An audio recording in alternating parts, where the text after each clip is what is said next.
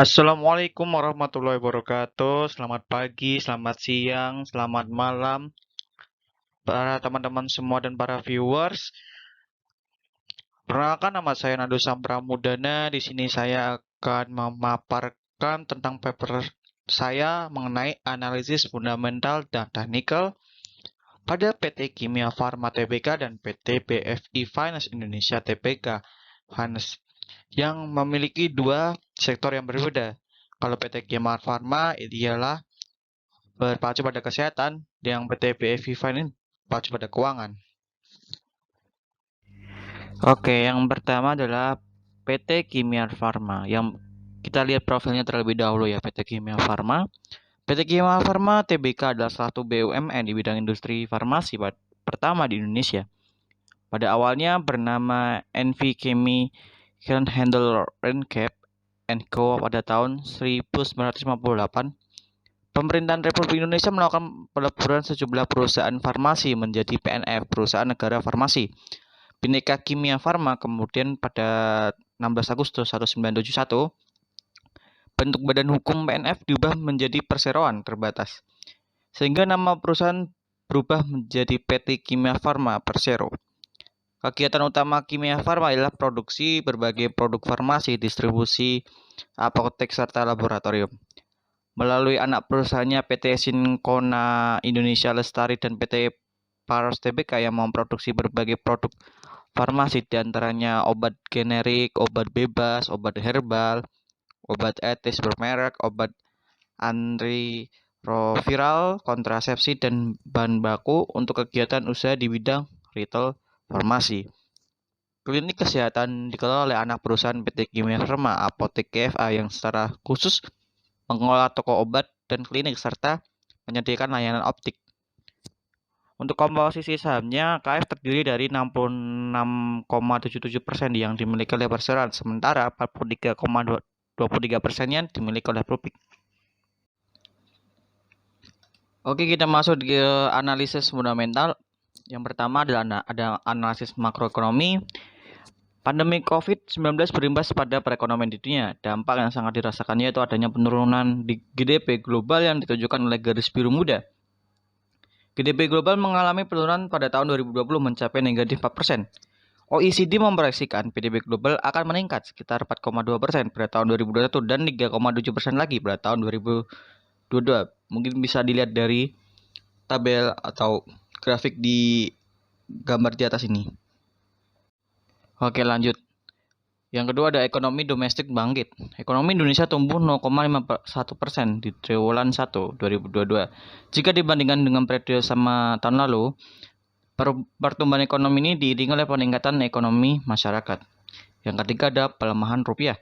Nilai tukar rupiah 12 Mei 2022 terpantau melemah 0,3% ke posisi 14.598 rupiah terhadap dolar US dollar. Pelemahan ini disebabkan oleh sentimen negatif global yang berasal dari lonjakan inflasi Amerika Serikat, di mana mencapai 4,3% di atas konsensus analisis 8,1%. Meski begitu, pelemahan rupiah dinilai masih terbatas. Yang keempat ada inflasi meningkat. Inflasi tahunan Indonesia tercatat 3,47% pada April 2022. Angka ini akan menjadi tertinggi sejak awal pada pandemi COVID-19. Tingkat inflasi tahunan menanjak tajam pada Maret 2022 seiring dengan perang Rusia-Ukraina yang diikuti harga komoditas di pasar global. Oke, yang kelima ada suku bunga acuan terendah. Suku bunga acuan Bank Indonesia BI 7 Reverse Repo Rate atau BI 7 DRR sebesar 3,5% pada Februari tahun 2022. Meskipun dunia menghadapi gelombang penularan COVID-19 dengan adanya varian baru yaitu Omicron, namun pemulihan ekonomi diperkirakan akan terus berlanjut dengan adanya vaksinasi dan kebijakan fiskal yang ekspansif. Oke, selanjutnya ada analisis industri. Ketergantungan impor bahan baku. Bahan baku produksi obat masih bergantung dari luar negeri sebesar 90%. Akan tetapi pemerintah Indonesia telah melakukan penelitian tingkat kandungan dalam negeri pada pengadaan barang kandungan dalam negeri. pada pengadaan barang dan jasa demi mendorong industri farmasi dan jasa guna mendukung industri farmasi dalam negeri. Yang kedua ada peningkatan peserta JKN KIS. Tahun 2021, pemerintah Indonesia mewajibkan kepemilikan kartu BPJS atau KIS. Peserta mencapai 221.203.615 jiwa, yang mana jumlah pemilik meningkat dari tahun sebelumnya sebesar 78,46%.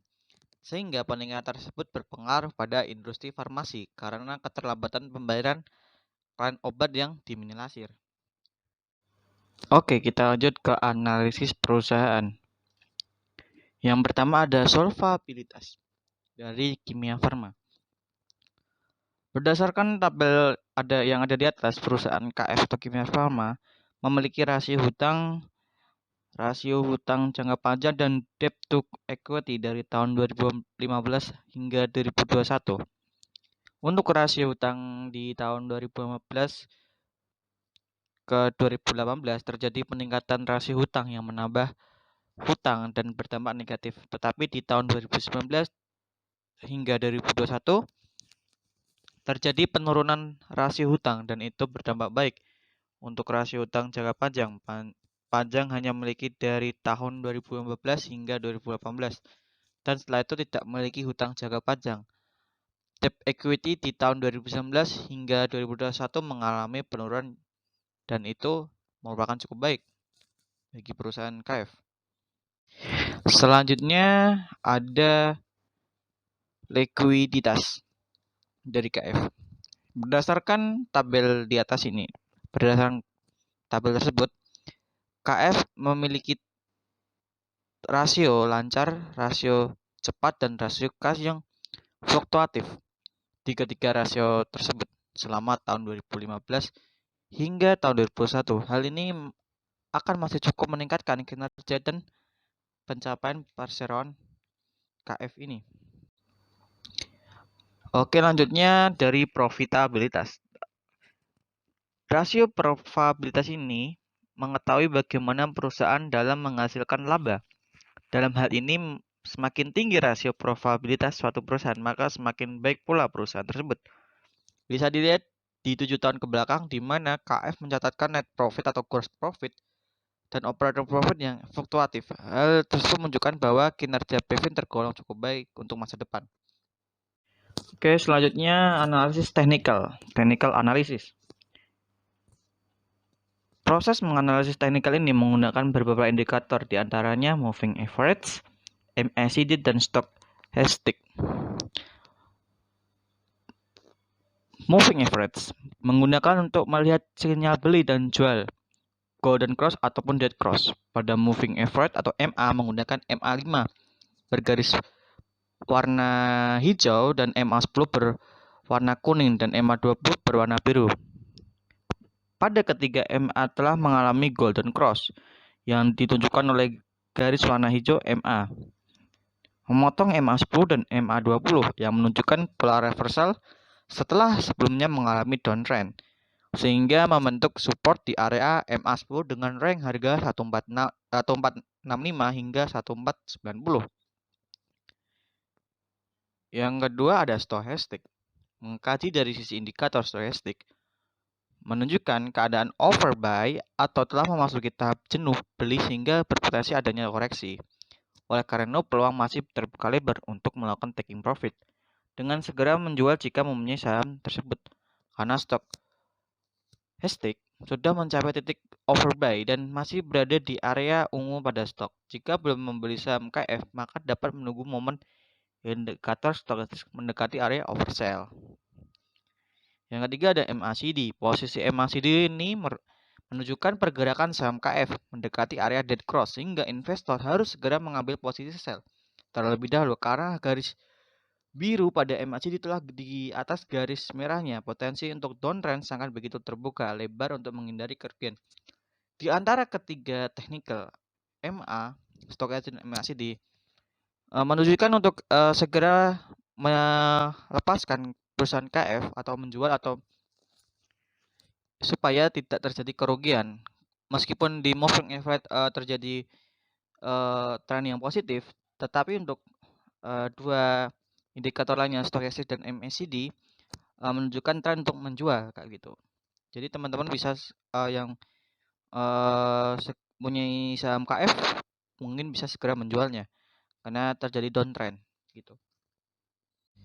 Oke, selanjutnya emiten yang kedua adalah profil perusahaan PT BFI Finance atau bisa kita singkat emitennya BEFIN.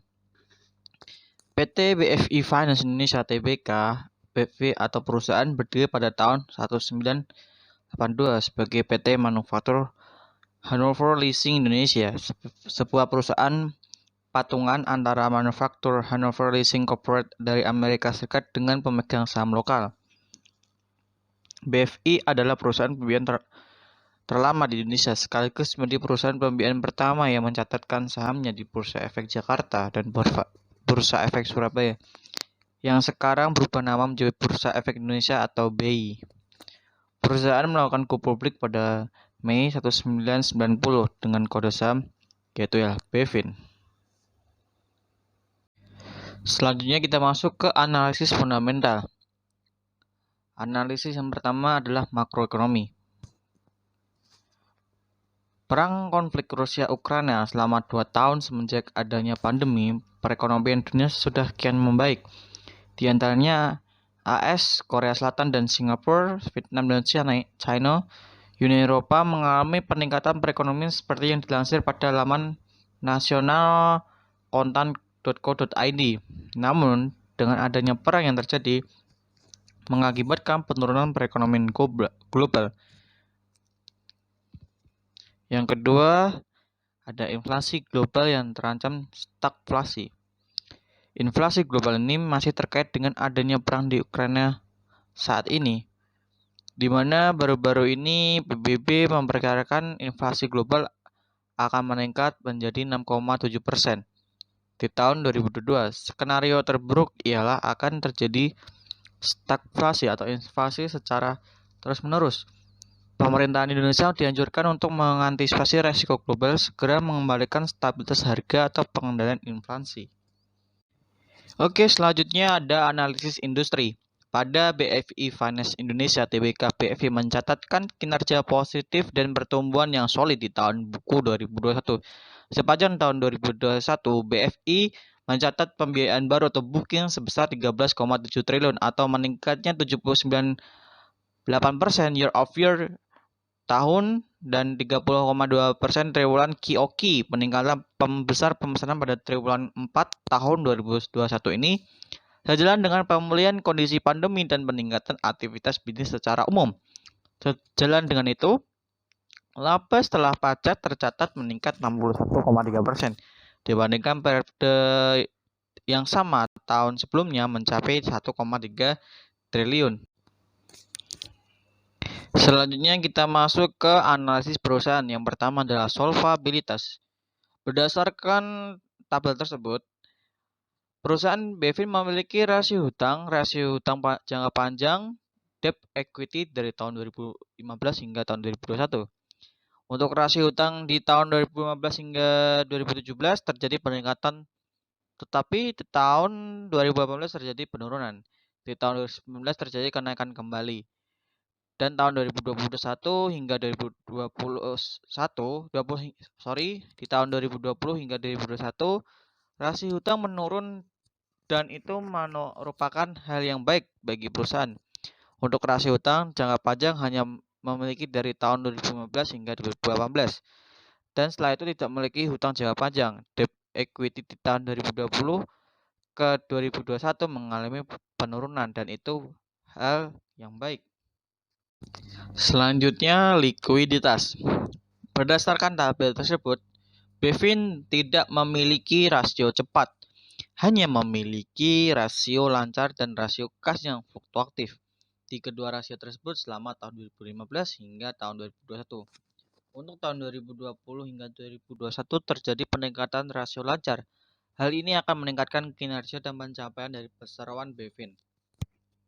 Selanjutnya ada profitabilitas. Rasio profitabilitas untuk mengetahui bagaimana perusahaan dalam menghasilkan laba. Dalam hal ini semakin tinggi rasio profitabilitas suatu perusahaan, maka semakin baik pula perusahaan tersebut. Kami melihat 7 tahun ke belakang, di mana Bevin mencatatkan net profit, gross profit, dan operating profit yang cukup fluktuatif. Hal tersebut menunjukkan bahwa kinerja Bevin tergolong cukup bagus. Selanjutnya, kita masuk ke technical analysis. Di sini teman-teman bisa lihat ya, di sini kita akan memakai 3 indikator, yaitu moving average, MACD, dan stochastic. Untuk moving average, yang pertama digunakan untuk melihat sinyal beli dan jual, golden cross dan dead cross. Pada moving average MA yang menggunakan MA5 berwarna garis hijau dan garis 5A10 berwarna garis kuning dan MA20 berwarna garis biru. Ulangi, berwarna garis biru. Pada ketiga MA tersebut mengalami dead cross. Candle masih di atas MA dan MA20 sehingga mengalami uptrend ya. Candle masih berada di area Bollinger Bands, artinya harga pada Bevin ini masih layak untuk dibeli. Support di area MA10 di kisaran harga range per sahamnya 1100 hingga 1165. Oke, di stokastik, mengkaji dari sisi indikator stokastik menurutku sangat menarik ya. Pada indikator ini telah terjadi golden cross dan telah melewati masa oversell sehingga telah memasuki tahap uptrend. Peluang masih terbuka lebar dan mengambil keuntungan karena stokastik masih belum mencapai titik overbought dan masih ada di area ungu stokastik. MACD, posisi MACD menunjukkan tren jangka panjang yang sangat berpeluang golden cross karena garis biru pada MACD telah mendekati garis merahnya. Potensi untuk uptrend sangat begitu terbuka lebar untuk mendapatkan keuntungan yang maksimal. Oke, cukup sekian presentasi video paper mengenai analisis fundamental dan teknikal dari perusahaan KF atau Kimia Farma dan perusahaan BFI Finance atau disingkat BEFIN. Semoga bermanfaat bagi teman-teman. Wassalamualaikum warahmatullahi wabarakatuh. Thank you. Jangan lupa di like and subscribe dan share.